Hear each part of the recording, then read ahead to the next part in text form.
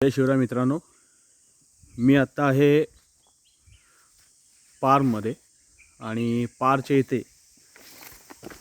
छत्रपती शिवाजी महाराजांनी प्रतापगडवरून मधुमकरंदला जाण्यासाठी किंवा चतुर्वेद घोणसपूर अशी जिकडची गावं आहेत ह्या ठिकाणी जाण्यासाठी जवळजवळ 350 पावणे 400 वर्षापूर्वी हा जो पूल बांधला या पुलाच्या ठिकाणी आहे. आजसुद्धा पावणे 400 वर्ष होऊन गेलेली आहेत, तरीसुद्धा या ठिकाणी हा जो पूल आहे हा जो पूल आहे हा पूल जसाचा तसा कितीही वादळ येऊ दे, पाणी येऊ दे, वारा येऊ दे, तरीसुद्धा अविरतपणे उभा आहे.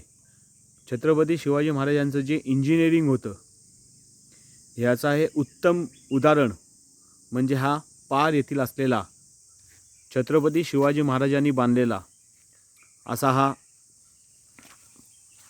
पूल आहे.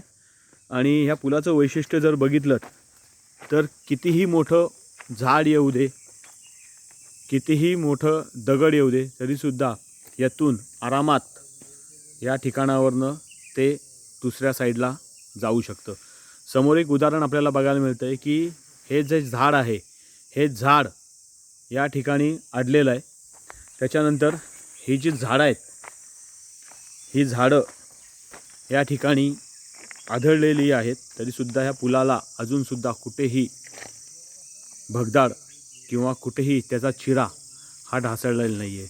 आणि त्याची उंची जर बघितलं तर कितीही मोठा प्रवाह येऊ दे, कारण महाबळेश्वरमध्ये सगळ्यात जास्त पाऊस पडतो आणि तरीसुद्धा पाण्याचा कितीही प्रवाह येऊ दे तरीसुद्धा यातनं आरामात झाड आणि पाणी हे आरामात जाऊ शकतं.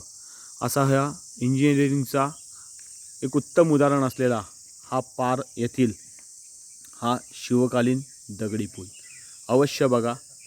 धन्यवाद.